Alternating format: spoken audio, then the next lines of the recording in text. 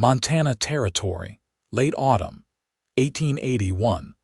The wind cut harder than truth as the stagecoach pulled away, wheels crunching over frost-bitten dirt, leaving behind a woman with no shoes, no husband, and nothing but a battered satchel clutched to her chest. Brielle Norwood stood frozen outside the depot in Culver Springs, her bare feet raw on the icy wood planks, her face blotched from the long ride and harder news. The man she had crossed the country to marry by letter, by hope, had died of fever 3 weeks before her arrival. No one had bothered to send word. She had nowhere to go, no one to turn to. And her shoes had been stolen during her last stop in Cheyenne when she stepped away from her bag for a moment too long. "Ma'am," a voice called from behind her, steady, deep as the land itself. Brielle turned, blinking against the pale light. A man stepped down from a buckskin gelding, tall with a square jaw dusted in stubble, shoulders wide under a sheepskin coat, and eyes the color of river rock clear, worn and watching her close. He crouched a few steps away, not too near, not too far. "I saw you step off the stage. You look like you could use a warm fire." "I was supposed to be met," Brielle said, throat dry. "He was going to take me in. We were to be married." The man's mouth pressed into a line. "You mean that fella David Jensen? He passed." "I know," she whispered. "They told me, after I arrived." "I am sorry," he said, quiet.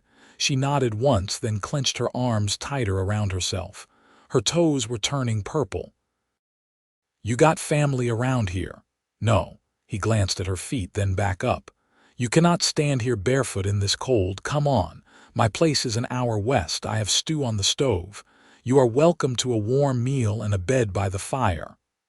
"I do not know your name." "Quincy McAllister," he said.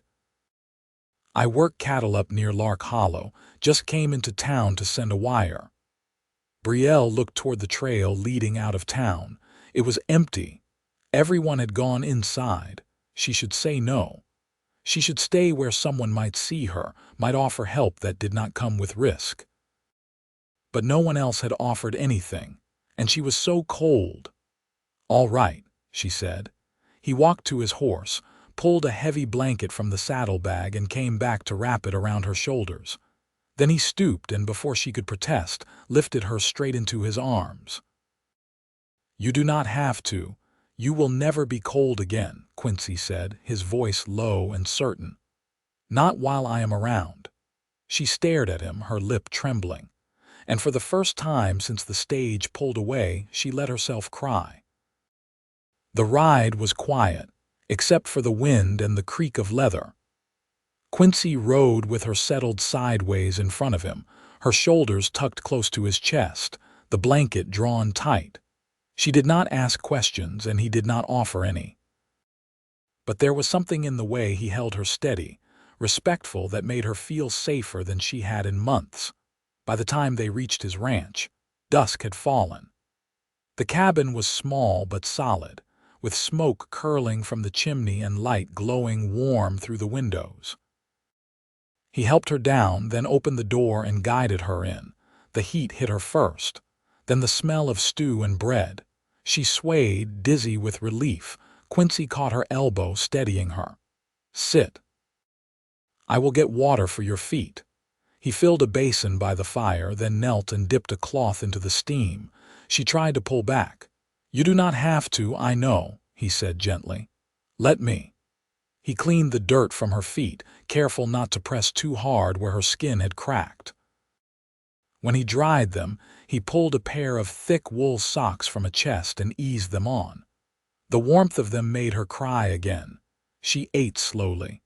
He did not rush her, just refilled her bowl once she finished and poured her a second cup of coffee.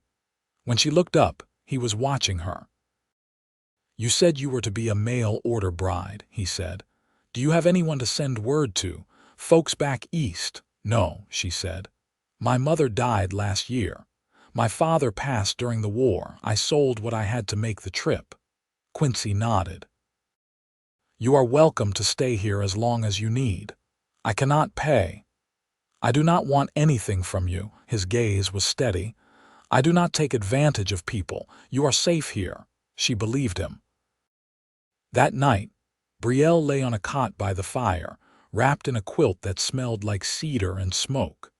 She listened to the wind outside, to the crackle of logs, to the deep quiet of a man who did not ask more of her than she could give. Quincy had gone to sleep in the loft above, giving her space.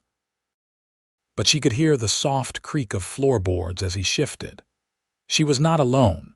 She fell asleep with tears drying on her cheeks and warmth curled around her toes. The next morning, Quincy was already outside chopping wood. She stood in the doorway, now wearing one of his flannel shirts belted at the waist, the socks still snug on her feet. "You do not have to work," he said when he saw her. "I need to," she said. "I can cook, so I can help." He studied her for a moment, then nodded once. "All right." They fell into a rhythm. She mended shirts and cooked meals. He tended the horses, fixed the fence, and brought her books from town when he went. Neither of them said what was building between them, but they both felt it. One night as the snow began to fall, Brielle stood by the fire, watching the flakes drift past the window. Quincy stepped up behind her. "You are not just surviving here anymore," he said. She turned to look at him. "You are living," he said. "And so am I." She reached for his hand.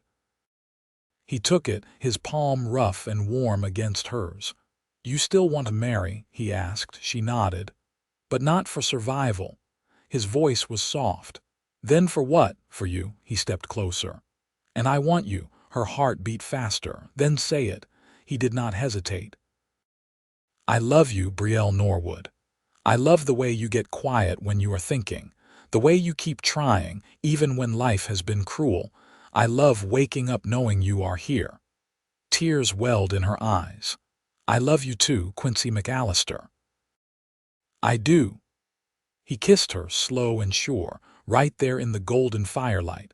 And outside, the snow kept falling soft and silent over the land. The wind shifted in late November, dry and colder, curling down from the mountains like a warning. Quincy strung extra logs under the eaves and brought the flock in closer to the barn, while Brielle stitched heavier linings into their coats by lantern light. The rhythm of days had thickened between them, not just work and meals, but the quiet certainty of knowing where the other would be. One morning, she found him kneeling in the dirt behind the barn, coaxing life back into a calf born too early. The mother cow stood nearby, uneasy but watchful. Quincy's hands moved slow, steady, wrapping the newborn in burlap, his breath turning white in the cold. "You think he'll make it?" Brielle asked, crouching beside him. "I think he wants to," he said, not looking up. "He's fighting." Quincy nodded once. "So did you." She didn't answer. Instead, she gathered the calf closer, pressing her hands gently along its side. When it exhaled against her wrist, she smiled. That evening, Quincy cleared space in the small shed behind the house. "Keep him here tonight. If he makes it through till morning, he has a chance." They sat on overturned buckets, the calf nestled in blankets between them. The lantern flickered, casting soft gold across the walls. "You ever think about leaving?" she asked. "I used to." "Why didn't you?" He rubbed his palm over his knee, thinking. "My brother died out here. I buried him with my own hands, right up on that ridge. I couldn't leave him, not even in the ground." She turned toward him, her voice low. "I'm sorry. He was all I had. We came from Tennessee after the war ended, tried to start again. We built this place together. He caught a fever the second winter." Quincy looked toward the door. "I stayed because someone had to." Brielle reached out, not to comfort but to connect. Her hand found his, fingers brushing rough skin. "You built something worth staying for." His eyes met hers, and something softened between them that hadn't before. Less survival, more belonging. The calf lived. By the first week of December, snow gathered thick above the tree line and mornings came silver with frost. Brielle began sketching out a small garden for spring, marking where the sun touched longest near the house. She used charcoal and scrap paper Quincy had brought back from Culver Springs, her lines thoughtful and neat. He watched her from the porch that afternoon, arms crossed over his chest. "You got an eye for space," he said. "You ever grow food before?" "My mother kept a kitchen plot. I helped when I could. We'd barter with neighbors' onions for eggs, greens for candles. You miss it?" She didn't answer right away. "I miss her hands in the dirt beside mine. She had a way of humming while she worked." Didn't matter what the weather was doing. Quincy stepped down from the porch and walked to where she knelt in the snow-dusted grass. "You hum sometimes." "I do not." "You do, when you stir stew or when you're folding clothes." She laughed, the sound small but real. "I didn't know that." He crouched beside her. "You don't have to be like anyone else to belong here. You're already part of this place." She looked at him then, truly looked, and nodded. Later that week, a letter arrived from a woman in Cheyenne, a boarding house matron who had known Brielle's mother. The envelope had traveled slow, delayed by snow and poor routes. Inside was a folded bit of stationery and a pressed violet. Brielle held it to her chest after reading, her eyes distant. "Bad news?" Quincy asked as he set a kettle on the stove. "No, just kind. She said Mama spoke well of me, often. Said she was proud." Quincy didn't speak, just stepped close and brushed her hair behind her ear, fingers resting lightly at her neck. "She reminded me who I was before," Brielle said. "I'd forgotten." "You're stronger now, different," he nodded. "But still you." That night they shared a single cup of coffee between them, sitting on the floor near the hearth, her shoulder against his. The fire popped and settled, and outside snow fell in steady silence. "I want to stay," she said. "You already have. I don't mean just through winter. I mean, for good." Quincy didn't smile. He didn't speak over her. He simply reached for her hand and held it with a quiet steadiness that needed no answer. The next morning he rode into town, and when he came back, a small parcel rested in his saddlebag. He didn't say anything about it until after supper, when the dishes were dried and put away and the house had gone still. He handed it to her without fanfare. Inside was a gold band, simple, unpolished but warm in her palm. "Not because you need a roof," he said, "or because it's cold out. I want you to wear it because you want to stay beside me, because you see your life here with me." Her breath caught slow and sure. "I do," she whispered. He took the ring and slid it onto her finger, his thumb brushing over her knuckle. They didn't kiss, not yet. They just stood there, the lamp casting long shadows, the fire throwing heat behind them, and the quiet between them filled with everything they didn't need to say. The morning of their wedding broke clear and sharp. Brielle rose before the sun, pulling her shawl tight as she stepped outside. The snow had crusted over in the night, and the sky was a pale wash of blue, still warming toward gold. She walked down to the creek alone, needing the hush before the day began. When she returned, Quincy was saddling the smaller roan mare. He looked up when he heard her boots in the snow. "You riding into the hollow in that dress?" he asked. She glanced down at the slate blue wool gown she'd finished hemming the night before. "I can manage a saddle." He brushed snow from the saddle horn. "We'll ride double." "I want you clothes today." They rode in silence, the mare's hooves muffled by the snow. Lark Hollow's chapel sat at the edge of a ridge, simple and weathered, with pine framing the doorway and a single bell strung by rope. A neighbor woman named Clara, who sometimes traded eggs for linens, waited on the porch.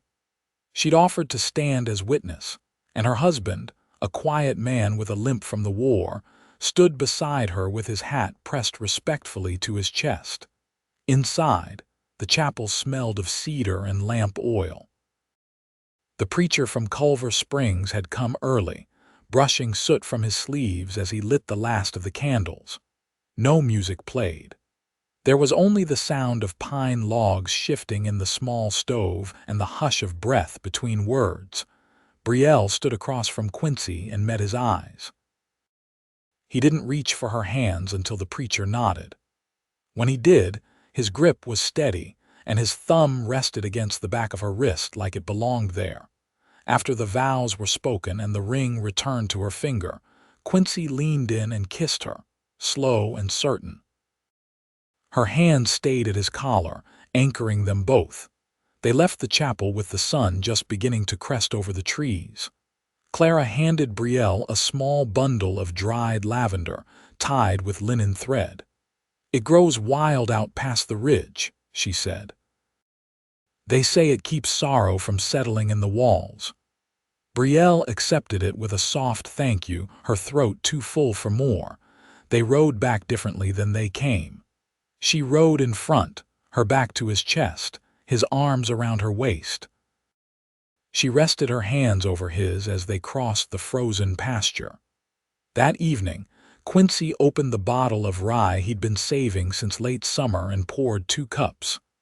They sat by the hearth, boots off, the quilt Brielle had finished last week folded behind them. "I was thinking," he said, eyes on the fire, "we ought to keep a few of the hens closer come spring, maybe build a pen near the back stoop." She took a sip from her cup. "We'll need fencing. I can trade linens for wire again." He nodded. "And if we plant early, we might get a second round of carrots before frost. We'll need to watch the slope. That patch near the windbreak gets heavy runoff." He looked over at her, a small crease forming between his brow. "Feels strange. Talking about seasons like they're ours." "They are," she said. "This place, this life, it's ours now." He reached for her hand again, and she let him thread their fingers together. That night they lay in the same bed for the first time, the fire banked low, the room warm from heat they'd made together. Neither of them spoke much. They didn't need to. He touched her like she was real, not fragile, and she kissed him like she'd come home. In the morning, she woke with her ear to his chest and his arm heavy around her waist. Light moved slow across the rafters. Outside, snow had started to fall again, fine and steady. Quincy stirred, his voice rough with sleep. "You warm?" She turned her face toward him. "Always." He tightened his hold just a little. "Good." They stayed like that a long while, wrapped in the quiet of something built honest and with care, the kind of peace that comes when the long road behind you finally ends in a place you can stay. By late winter, the heavy snows eased into softer drifts, and the days stretched just enough for the light to linger longer on the ridges. Quincy had begun hauling stones for a root cellar, and Brielle kept a kettle warming over the fire with herbs she'd bartered for from a Shoshone woman who passed through the hollow with her husband, traders who spoke little, but whose eyes carried the quiet weight of long travel.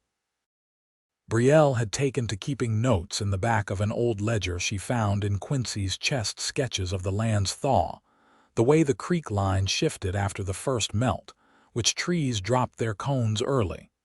She didn't show them to Quincy, not yet. It felt like something she was still shaping.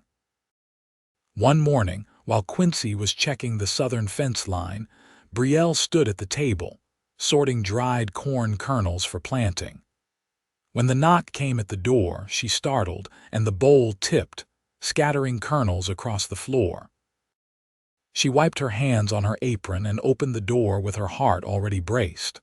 A boy stood there, 16 at most, thin as a fence rail, his boots too big and patched with twine. His left cheek was bruised purple and yellow, and his eyes were sharp with hunger. "I'm looking for work," he said, not meeting her gaze.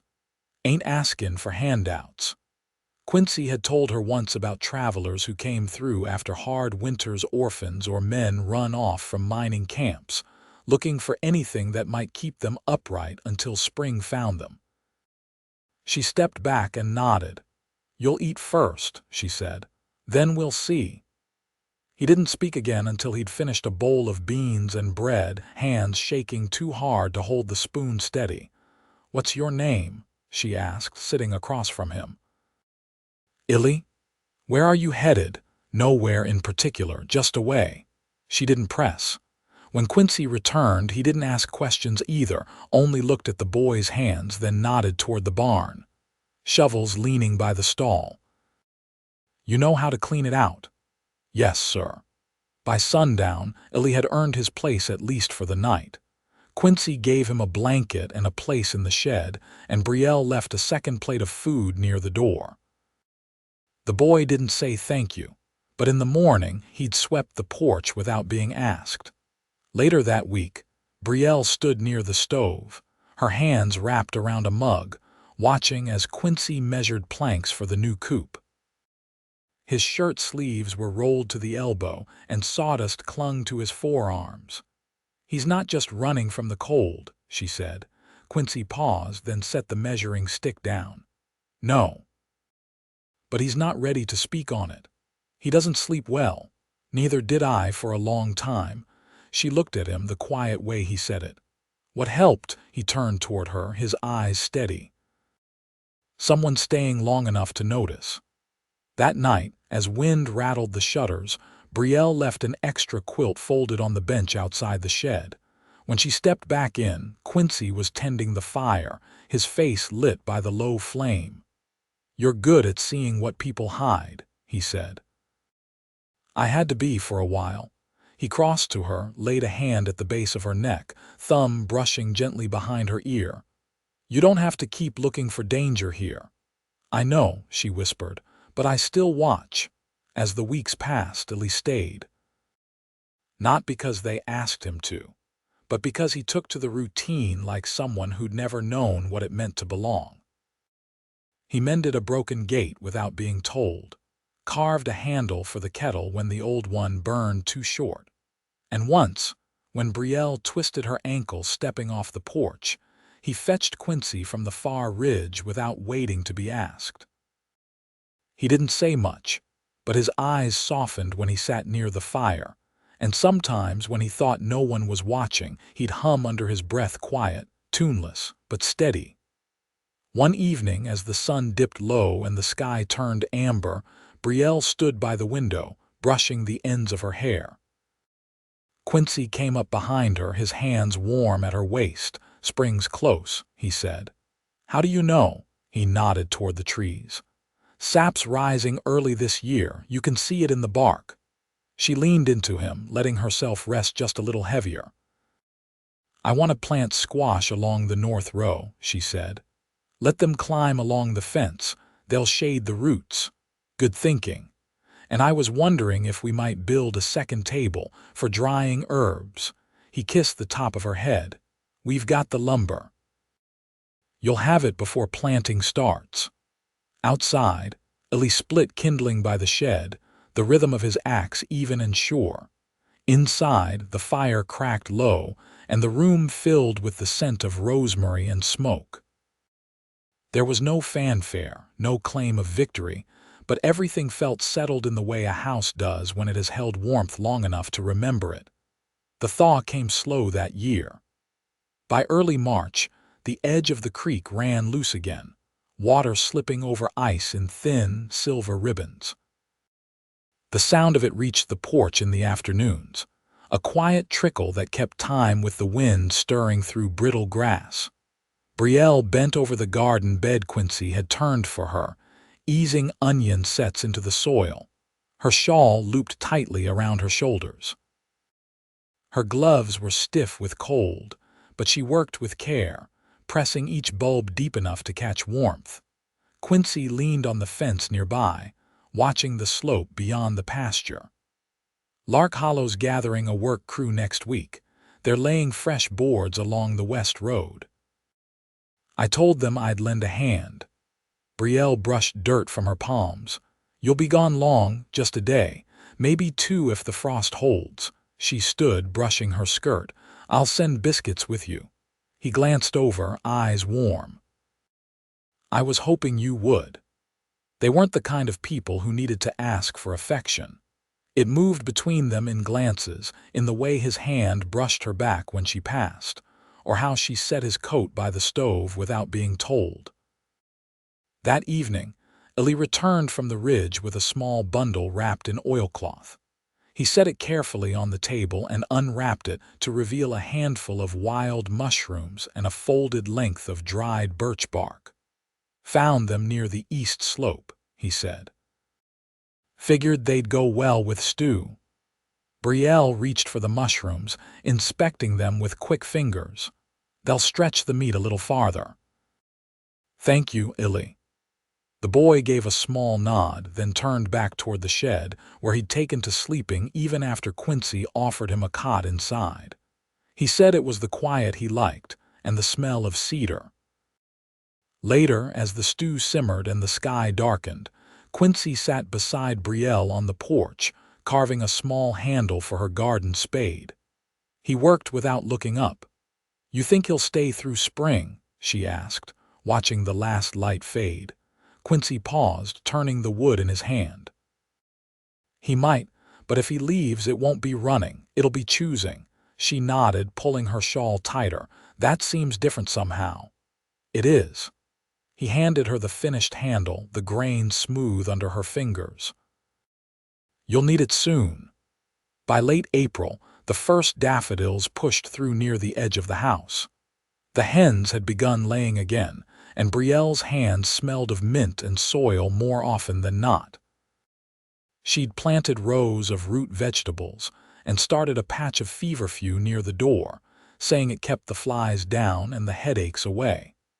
The cabin grew busier with the season. Neighbors passed through more often, offering cuttings or odds and ends for trade.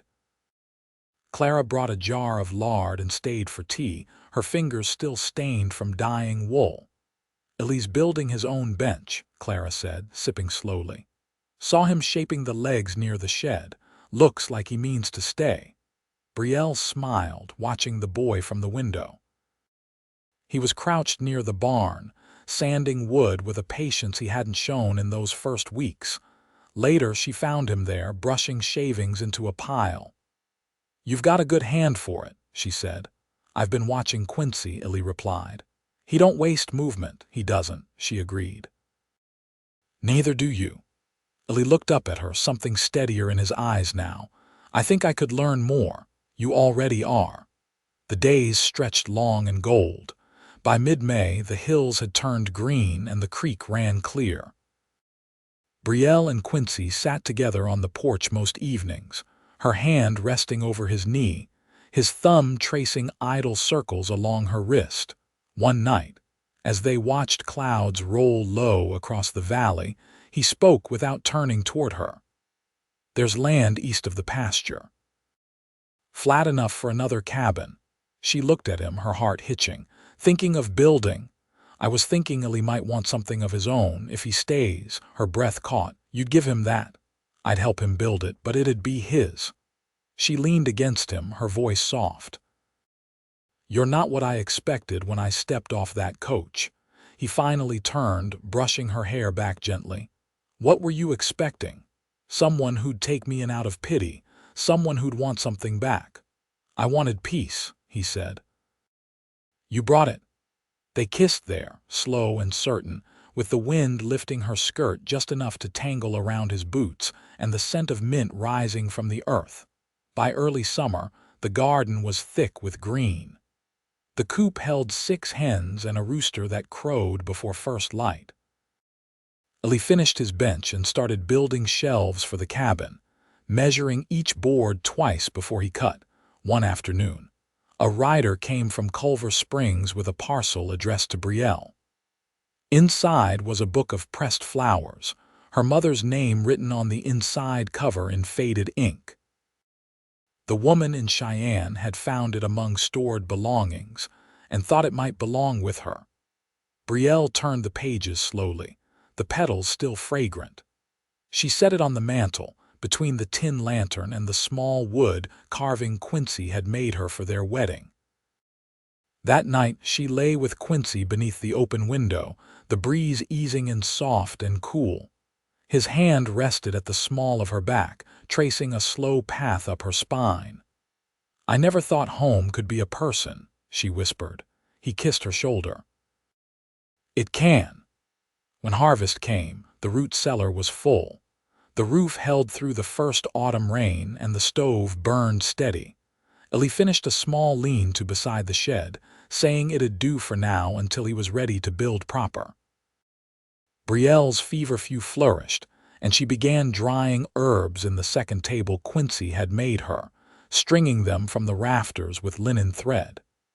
The smell of sage and lavender filled the house. The three of them sat on the porch most evenings, the sky wide above them and the fields golden with light. They didn't speak much, but the silence was easy. Full. One evening, Quincy reached for Brielle's hand, his fingers threading through hers. "You happy?" he asked. She turned to him, her voice sure. "Yes, I'm yours. That's all I ever wanted." He leaned in and kissed her, his lips soft and certain against hers. When he pulled back, he held her gaze. "You always will be."